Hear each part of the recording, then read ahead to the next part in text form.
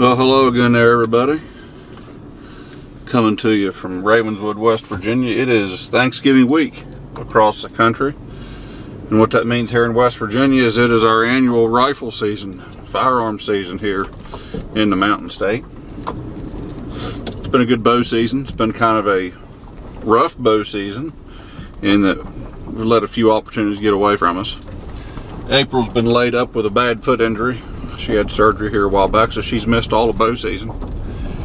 And my son is off in the military. My daughter just really doesn't want to hunt much this year, so I've not got the opportunity to drag a lot of deer. So we went out this morning, didn't see much. We're gonna shift gears a little bit, change farms, go to a different farm, and sit into a place where I tucked away a couple different occasions there during bow season, had a couple different encounters. There was one shooter that showed up there this morning, so we're gonna get settled in here just in a little while. We got about a 10-minute drive to get there, get our clothes changed, get our blaze orange on, and the old 270 strapped across the back, and we should be loaded up for this evening.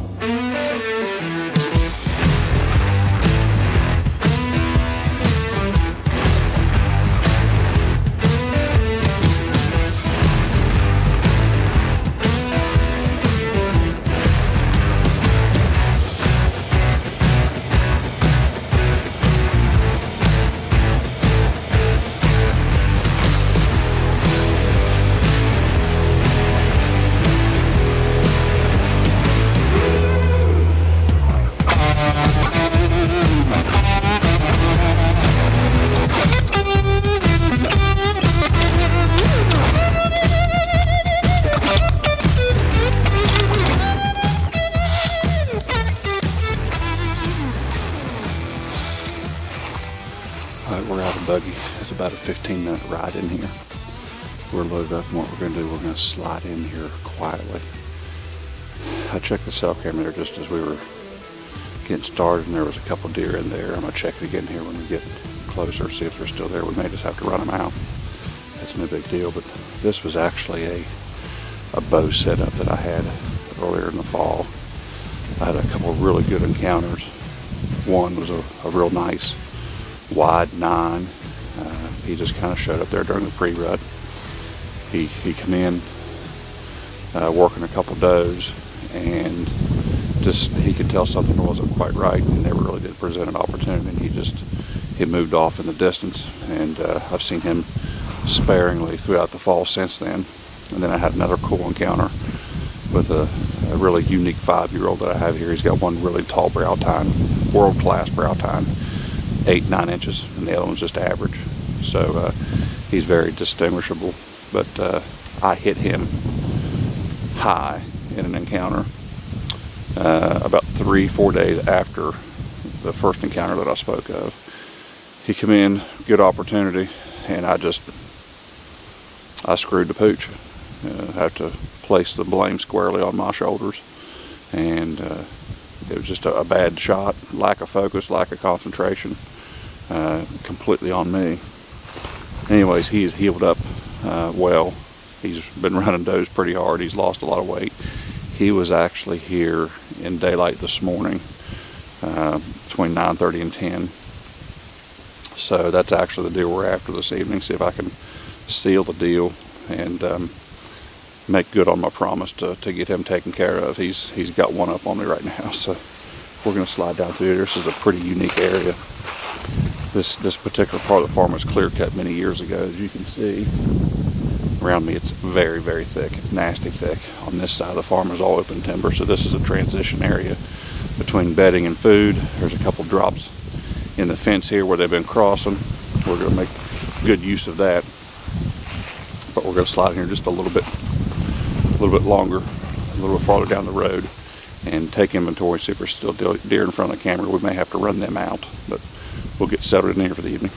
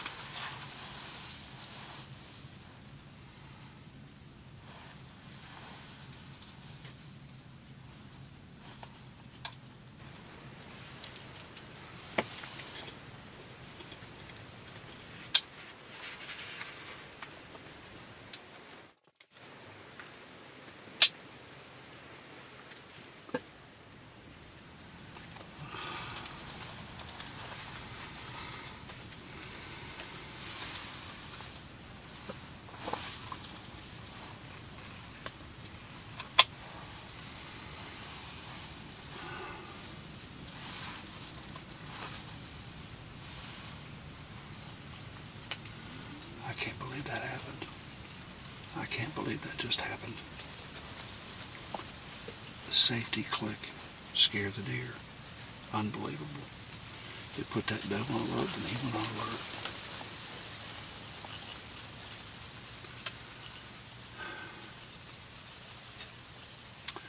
Night's still early. I guess best we could hope for is that she sticks around and he'll come back to check her out again. Unbelievable. Unbelievable.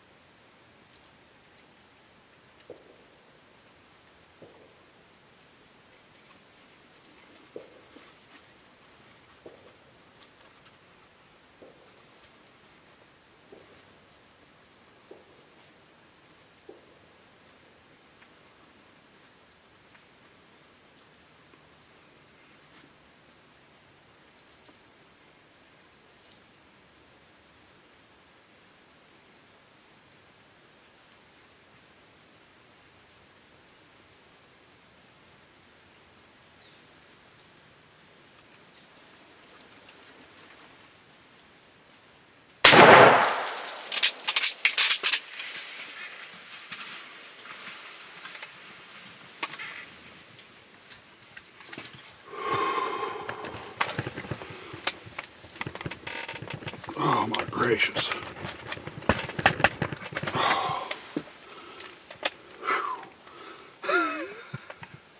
That's that same deer that came in a little while ago. He just come in, 10 minutes ago. That's a mystery deer. I don't know that deer. I don't know him. He obviously got pushed in from another farm or something. But, oh my, that happened fast. He came in and sent checking those does. Well, at least that one doe in particular. And it's real thick in here, so, I mean, he's on top of you just like right now. You have no idea. He's just here one minute, gone the next. And then, fortunately, that one doe regained some assurance and she come in and, anyways, you know, you saw what happened. The women got him in trouble again. Daggone. But he was carrying that front end, running right down through here. I mean, this is really not set up for rifle hunting. This is a bow setup, and like I mentioned, I've been in here several times this year and had a lot of good encounters.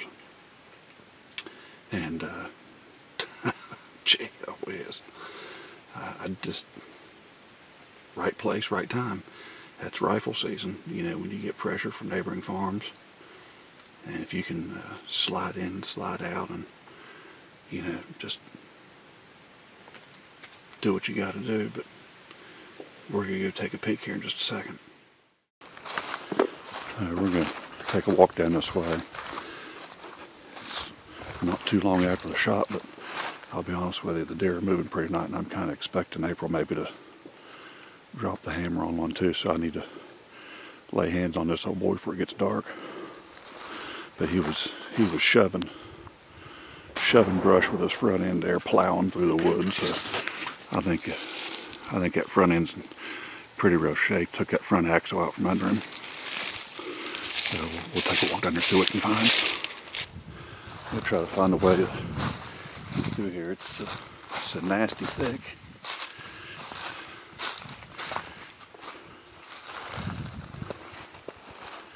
I think I see him. Yep, he's laying right there. He is, right here. Right there. Big body deer. Big body. I don't know this deer. I've run cameras on this farm all year. I don't know this deer.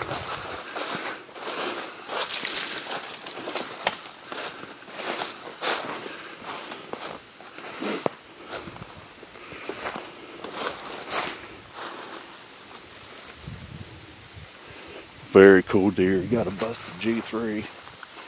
Big old bladed brow tine. Lots of junk.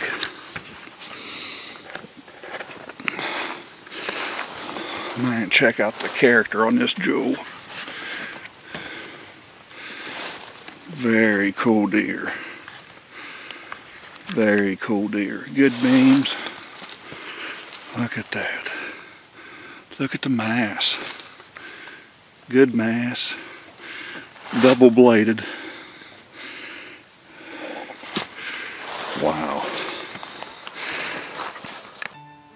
Well, folks, I guess the deer blessings come in all different shapes and sizes and different formats. We come in here this evening because we had one of our shooters on camera this morning, and it's a deer I had a lot of history with. And quite honestly, I wasn't expecting this, but I'll be certain to take it. This is a mystery deer. I don't know this deer. I've run cameras on this farm all year long, but man, he's got some character. Double split brows. That one's heavily bladed. Lots of junk. 1, 2, 3, 4, 5, 6 extra stickers. He's got a busted G4 over here, starting to sprout a G5. Big heavy mass. Very, very cool deer. I just couldn't be more fortunate and more tickled the way this worked out. It's been a rough season. We have managed to tag one deer early on, but we squandered a lot of opportunities also. And I'm just tickled the way this worked out. It's going to be a little bit of a chore to get him out of here because my wife is still laid up in a walking boot. So I don't have the horsepower that I normally have. My son Logan's off in the military, so I'm going to have to recruit a little extra help to get this old boy loaded. But it's been a good day here in West Virginia.